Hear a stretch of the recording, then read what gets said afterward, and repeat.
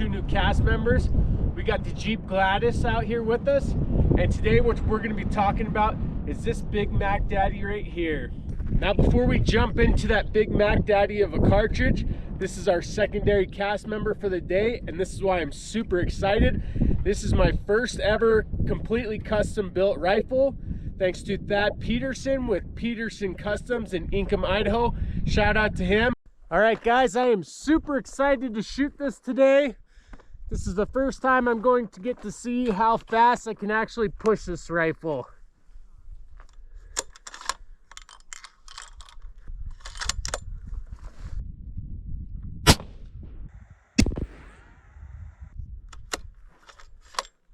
$29.77.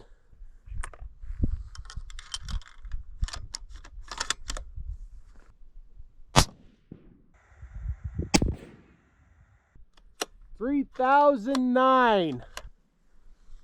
Going up to 80 grains, I believe, right now.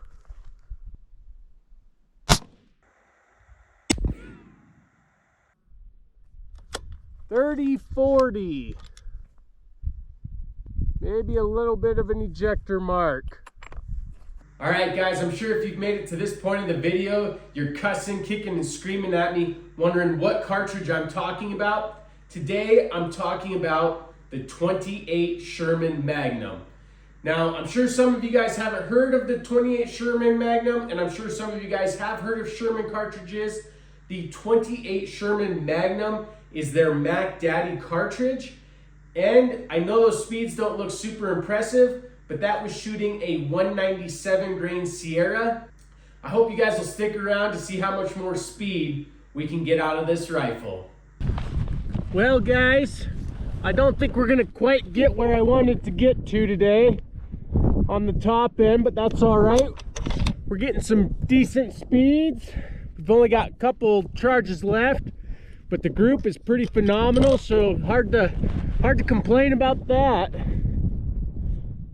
Going to 81 grains now.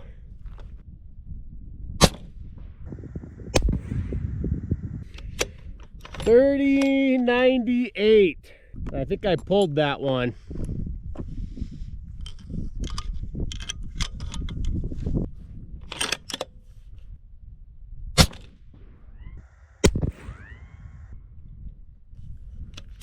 $31.44. Now that's a heck of a jump. Definitely got an injector mark, but getting closer to the speeds I'd like to see. Go down and check this group out. Well guys, those were my first 3 shots. Pretty phenomenal. I think I pulled this one. I kind of changed my shooting. I got a little antsy. And I shot this one. Maybe these are also because we got quite a bit more velocity at those 2. But not too shabby for the 28 Sherman. All right guys, I'm now just going to a fire form load. I'm shooting 195 grain Burger EOLs. I haven't gotten a chance to shoot these yet, so I'm really curious to see how they group.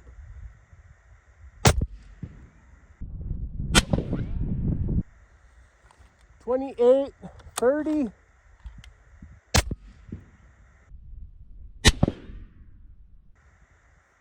$28.15. We'll shoot one more for just right now. Let her cool back down.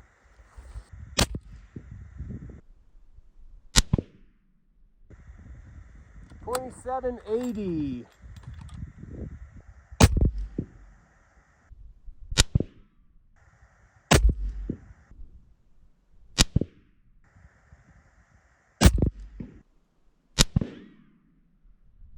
$27.78. Phew, she's getting hot, boys. All right, guys, I just wanted to show you these groups real quick. These really aren't for accuracy. This was just my load data, or sorry, my charge weights. I went from 78 grains all the way up to 82, I believe. 78, 79, 80, 81, 82. It was actually 81, 82, but there's that. And then this is a nice little group right here that I'm pretty impressed with. I haven't gotten to shoot those 195 burgers yet. I personally think this one was me. I switched my position. I went from holding on top of the scope to not, so I kind of think that was me, but besides the point, even when you take that into account, because I don't like to make excuses, that's still a pretty phenomenal group for a big old Magnum. All right, guys, we're gonna check a little dope here. We're gonna go to 600. Wind's a little goofy, but we're gonna see what we can do. See if we can't get on target here. All right, here we go, guys. Hit it.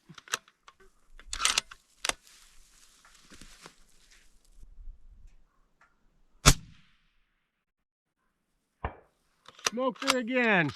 All right, guys, just because why not? We're going to 1,055 now. I'm gonna go on the lower end. We were a little on the higher side there. It's calling for 7.8 mils and 0.6 mil holdover for this wind. It's kind of switchy all over the place, a little goofy. We'll see if we can't make it happen. Oh, we are high and left. All right, guys, that's my group at 600. I'm not sure where the third one is. I forgot the spotter set up, so definitely my bad on that, but not too shabby for two of them. Then when I went out to 1,055, I hit way up here, about 10 inches high, but that was with a different load. And then I believe I hit right here with my first shot. So not too shabby, still got a little work to do, but really enjoying the 28 Sherman. All right, guys, I just wanted to talk to you about a couple of things I've noticed with this rifle so far. Just like my Peak 44 stock I have on my 257 Weatherby, this recoil pad, it's horrible. It is the worst thing. Like I said, it makes me think there might as well be a metal butt plate there. So I'm not super impressed by that with Peak 44, but I just had this old Limb Saver recoil pad squishy that I've thrown over the top. It's really helped. I've noticed it's helped with both rifles, this and my 257. Now, we didn't quite get where I wanted to be today. We only got to 3144, but I've only put about 50 rounds through this barrel, so I'm hoping we pick up some speed. But honestly, at this point so far, I am super impressed with the accuracy I'm getting. Some of it, if you watch the film, I know I'm not consistent in how I'm on that rifle, where my hand is. Sometimes I put my hand on the top. I understand that. I'm kind of trying different things. I'll tell you what, guys, this thing is light. It's like 6.5 pounds without scope. And I didn't realize, but this deep spiral flute took out quite a bit of weight. So if you guys are considering doing something like this, if you want to shed a lot of weight, you can easily do that with that spiral flute. If you aren't looking to shave weight, you might just want to leave that barrel stiff. Like I said, this is a 27-inch barrel. It was 28. According to Brooks, you got to cut an inch off. But other than that, I do really enjoy the fore end on this Peak 44, if I'm being honest. It's not quite as wide as most, and I don't have the biggest hands. I got big feet, but I don't have big hands. But I do like that quite a bit more. I do like this drop comb on this rifle, but like I said, this recoil pad is horrible. I am liking the Credo 2.5 to 15 so far. I'm not gonna lie, I don't love the elevation turret. It's a little spongy. The windage turret seems to be nice and crisp, so I wish that was maybe switched, you know, not so important on your wind as you are in your elevation. But yeah, so far I am super enjoying this rifle. And again, I just want to give a shout out to Thad Peterson with Peterson Customs in Inkom, Idaho. If you guys are in the area looking for him to build a rifle, awesome guy. I gotta be honest, he puts up with a lot of my BS. I kind of get some wild ideas, like this 27-inch Sherman, 28 Sherman, and he's got some other projects going for me right now, and he cleans up a lot of my mess. So again, just want to say thank you to Thad. But I hope you guys enjoy this. I'm hoping we pick up 100 feet. I'd really like to get to that 3,300 feet per second mark, and we might. We might not actually get the accuracy at that point. I haven't been able to tell, but at that 3,000 and under mark, it looked like she was pretty consistent. And then once we got to 81 grains and started picking her up, she started to open up a little bit. Maybe that's just me. We'll try some of those loads next, but hope you guys enjoy this. I know this channel seems like it's turning into just a wildcat crazy cartridge channel. I promise it's not. But if you guys would do me the honor of pulling the trigger on that like and subscribe button, I'd greatly appreciate it.